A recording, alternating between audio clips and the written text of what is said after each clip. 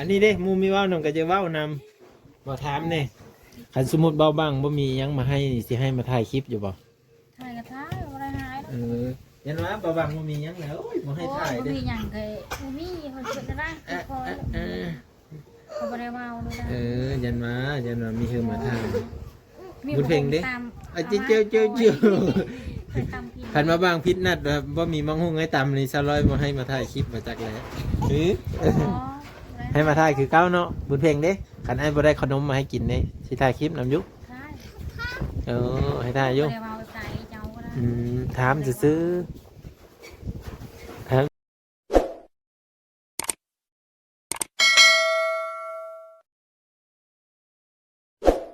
ซื้อ คือคอยเจ็บเล็บใส่ชโลมตอนนั้นผิดทะลุ พิษโลมนี่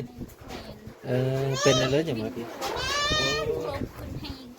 เขาเป่งแหงบ่ ตอนหันเป็นเฮงคนคอยเป็นเฮงเพราะว่าปุ้ยคอยนี่สลม ยันเป่งแหงเลยอันนั้นยันเป่งแหงเลยสอกนะสิ้นเลือดครับเนาะเอาเสื้อนี่ตีไอ้บอกเอาเสื้อนี่ผม ถอดออกมาบินหัวเลย วินโฮแหงเลย แล้วก็อันนี้น้ำลายก็บ่เห็นเลย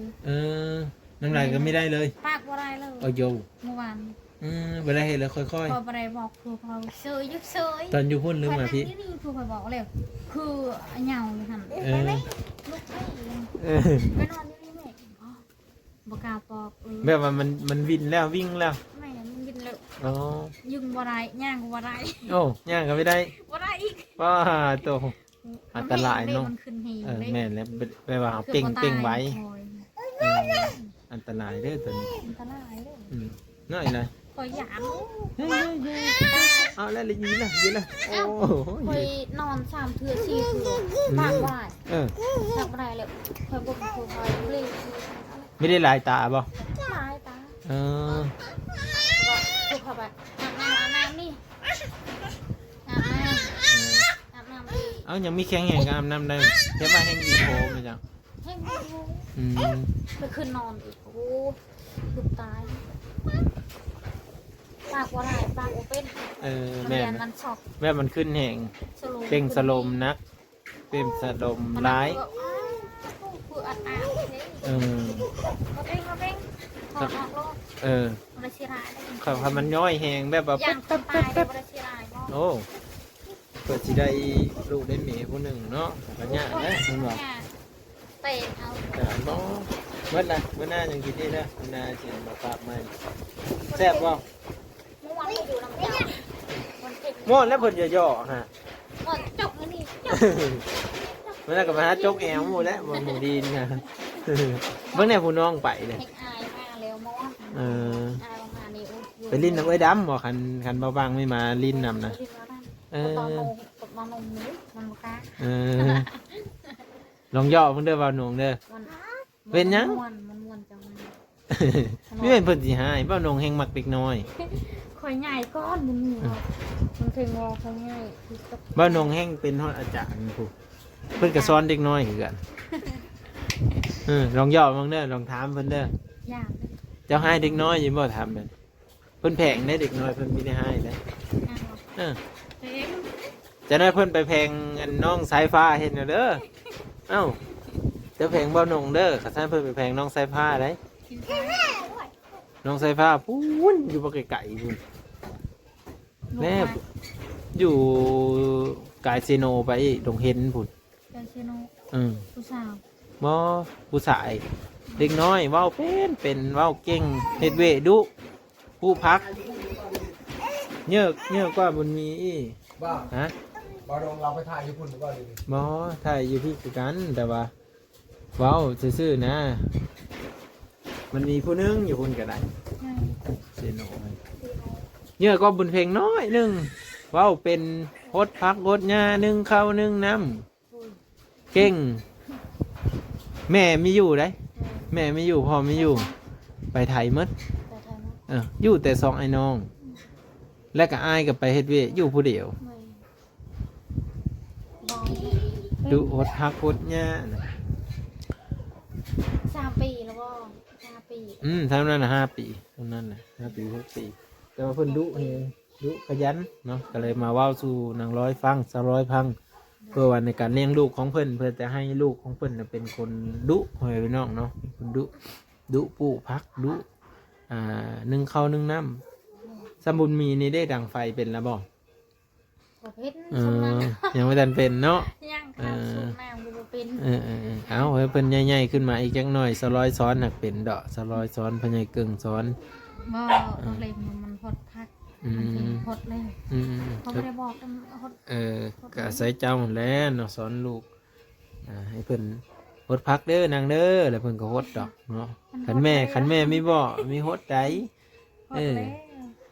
เฮาตะกี้คือกันแหล้วขันแม่ไม่บอกก็มีฮดบัดนั้นแม่บอกนึ่งข้าวมาเติมเห็นกันฮดพักเรื่องเลยได้มันน่ะ ดู มันใหญ่ขึ้นมาก็เรื่องเลยซ้ำบนเพลงนี่แหละใหญ่ก็บนเพลงมา5-6 ปีนี่ก็รู้จักอยู่ปูพักเด้อบ้านเพิ่นเลยไปเด็ดไปน่าก็หาอีกได้เพิ่นแพงพักอีกได้อบาทนี่เขารู้จักได้ซ้ำบนเพลงนี่ก็จะน้อยก็ใหญ่มาก็รู้จักแหละแต่ว่าใครแน่แล้วเนาะอาการเนาะปกติแหละเว้ยพี่น้องเอ้ยเนาะ มันคิดน้ำหลายๆเลยมันอยากหา อืม คือคิดน้ำบ่ได้ พยายามกินน้ำมาแล้วเนาะกินไม่ได้ก็อดเอาได้เป่งเลยทำคุณเงี้ยวเอาเอาทางนั้นอ้อทางนี้สิกินเท่านี้เลยว่าน้ำเดี๋ยวว่าบุญเพ่งน้องเจ้าอันนั้นแหละน้องเจ้าเงี้ยวสะทรงนะฮะเป็นให้น้องหน่อยเด้อจะน้อยขัดได้ฮะพูดเงี้ยวนะฮะเอ็ดมันจะกินน้ำไหมจ๊ะป้องเป็นเยอะลิ้น นี่จะเฮ็ดแม่ แพงแน่แม่ฮะมีแพงบ่เป็นเพื่อก็มีแพงเสื้อก็ได้เสื้องามอย่าลืมนุ่งเสื้อแขนยาวเด้อบุญเพ่งเด้อเป็นได้ผ้าได้นบยุผ้าไปใช้ละผ้าบ่เห็นแล้วนี่บุญเพ่งผ้าจะไปใช้อะไร ที่เพื่อนฉันตรงนี้แล้ว นี่ ให้เอาไว้มี ปิดแม่ยังปิด นี่อยู่นี่ บ่เห็นพูดอยู่ไหนพ่พ่อจะเอาไว้เท่าไหร่ เพลงนี้บ่เพลงแม่ อย่าลืมนบเด้อมือแรงเด้อ มื้อ ไปบ่ซะเจ้าอยู่พุ่นผู้เดียวอยู่บ่ มื้ออื่นบ่าวสิมาถามเด้อนบผ้าอยู่บ่บุญเพ่งคันนบผ้าเอาขนมเพิ่นก้อนหนึงอย่าลืมเด้อบัดสินอนเด้อนบก่อนแล้วอย่าลืมเด้อโหดพักคันโหดพักอีกเอาขนมให้อีกก้อนหนึงเอาว่าโอเคบ่สัญญาคันโอเคฮะสัญญาก่อน สัญญาแม่จะ เอ้า โพดพักจะสื่อสิยากเนี้ยให้พ่อนั่นให้สัญญาบ่สัญญาให้ FC เห็นดีสัญญาให้ FC เห็นดีสัญญาเนาะโพดพักเนาะโพดพักก่อนหนึงกลมขาบผ้าก่อนหนึงเนาะมื้ออื่นสิมาเบิ่งเด้อมื้ออื่นเด้อคันขี้ดินบ่ซุ่มแล้วบ่ได้กินขนมเนาะกินซุ่มได้กินขี้ดินโฮซิงไข่ซุ่มหัวขาซุ่มแสดงได้กินขนมเด้อ ขอไปอยากกินแบบนี้ อยากกินแบบใดอยากกินแบบช็อกโกแลตนะบ่ จะกิน อยากกินแบบก้อนขับบ่ เด็กตอนนั้นตอนคอยสู้ตอนคอยไปอยู่ห่าง กินอันนั้นน้ำมะพร้าวค่ะ เนื้อผ้าไปเลยโอ้ยเป็นหวัดหนูนี่ตอนนั้นแห้งหวานกว่านี้อีก บ่ขออยากกินตอนนั้น ตอนเป็นทองนะบ่ ตอนคอยสู้ตอน จะซื้ออยู่ไซ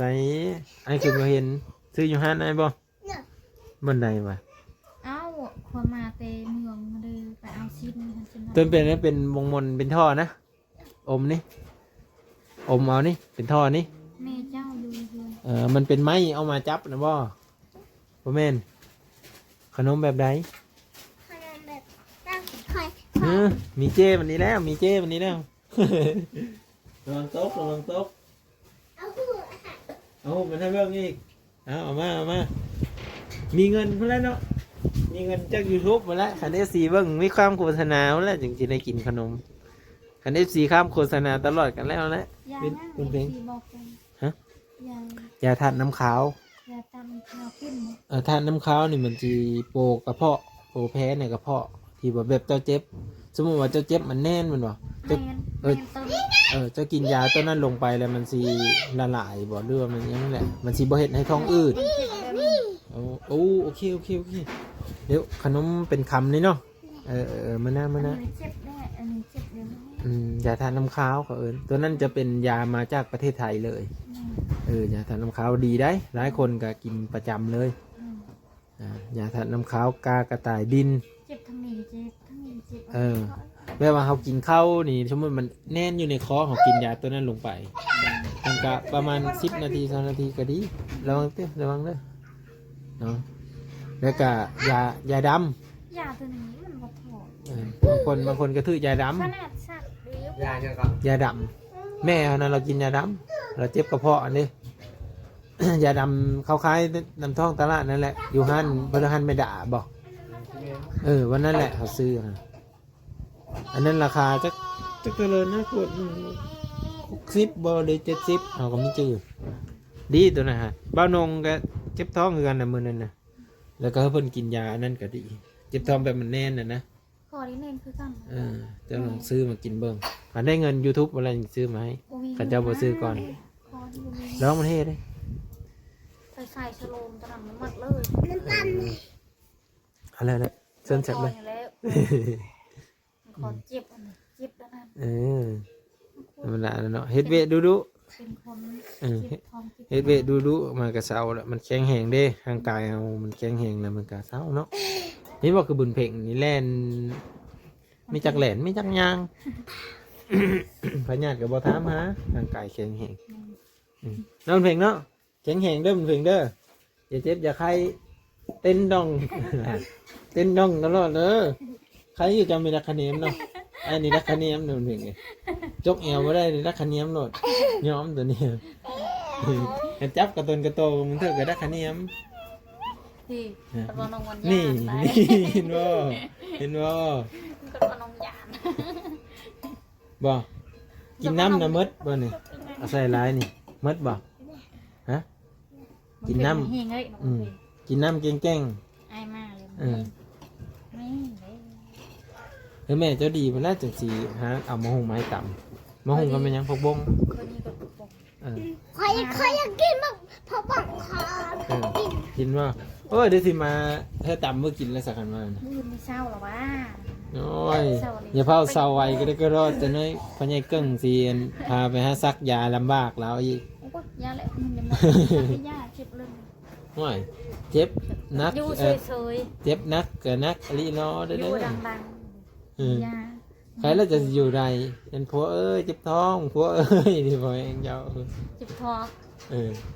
เจ็บท้องมันไม่ได้อยู่ดีเด้อ ไปชมเพลงนั่นโลอยู่ดีๆ ใครแล้วอยู่นิ่งๆอย่าปากอย่าติ่งไทยแต่มันเนี่ยมันอยู่ไม่ได้ดิเจ็บท้องบิดซ้ายบิดขวานะ อยู่บ่ได้ เออ ให้แล้ว โอ้ยเป็นแนวนั้นแหละพอดีแล้วบุญเพ่งสิว่าอีแม่เงียบอีแม่เงียบไปแล้วน้องเพ่ง แม่ก็แม่ก็บ่มีพ่อก็บ่มี อืม ลูกแม่คงพา อืม แม่ตีลูก มีแต่ลูกมีแต่โพ แม่ Ừ. มีคอยตาย อืม มีแม่แค่แน่ อืมเดี๋ยวมานะ พ่อก็ตายพระชีบังเจ้า เอาพัวกับมีแต่ลูกมีแต่พัวแล้วเบิ่งเนาะวันนี้เนาะเอ้ยโจ มึงก็มึงธรรมดา อืมเอาวิดีโอหน้าพ่อกันไหมสร้อยเดี๋ยวเจ้าดีเพื่อแหละจึงสิหาผักบุ้งมาให้ปลูกเนาะนะกะหามาหุ่งเนาะหามาหุ่งมาให้ตามเอาให้เจ้าดีก่อนให้เจ้าบดีก็คือว่าแล้วเนาะ มา เจ้าดีแต่ป้าบัดท้องเจ้าบดีคือเก้า มาเด้อตอนเขาได้เก็บคือว่ามา มาแล้วเนาะก็หู้อยู่ว่าเจ้าสิเจ็บท้องก็เฮ้ยจะเจ็บก่อนแล้วจะนั่นไปกินตอนนั้นสมเจอมาบ้างมาท่านเองเวรกรรมคักแล้วนะ บ่มันเจ็บ เอาเฮ้ยดีก้อนดีคักๆแล้วพอดีมาหุ่งใหญ่ก้อนเอามือก็เด้อวันนี้เด้อเอาขอบใจไปดีเด้อFCมาแวะลิ้นน้ำเพิ่นมื้อนี้ก็ได้เนาะเพิ่นก็อยู่ดีไม่แห้ง มาบางบ่ได้มาบ่ ไปเสือเด้แม่นบ่ เพื่อทำเพื่อพ่อกับจัก เห็นเนาะเอาวิดีโอหน้าพ่อกันไหมพ่อแม่พี่น้อง FC น้องมาบังก็ขอบคุญขอบคุณเด้อที่รับชมและติดตามเบิ่งครอบครัวนี้นะมาบังก็ไม่ได้มีเพิ่นมาเฮ็ดดอกพ่อแม่พี่น้องแต่เพียงแต่ว่ามาทำข้าวเนาะมาทำข้าวการเป็นอยู่ของครอบครัวนี้มีอิหยังคืบหน้าแน่เนาะบางทีก็มีพืชผักอิหยังต่างๆก็เอามาให้เพิ่นปลูกเนาะแต่ว่าถ้าสิเอาเงินเอาอิหยังนี่มาบังก็บ่มีคือกันเนาะ FC คือกันนั่นแหละพ่อแม่พี่น้องเนาะมันจะเป็นต้องโอนเงินหรือว่าอิหยังต่างๆขอแต่ว่าเบิ่งคลิปให้บ่ข้ามโฆษณาเนาะมาบังก็จะมีเงินจากตัวนั่นแหละมาซื้อขนมให้เพิ่นเล็กๆน้อยๆนะติดตามเบิ่งวิดีโอหน้าพ่อแม่พี่น้อง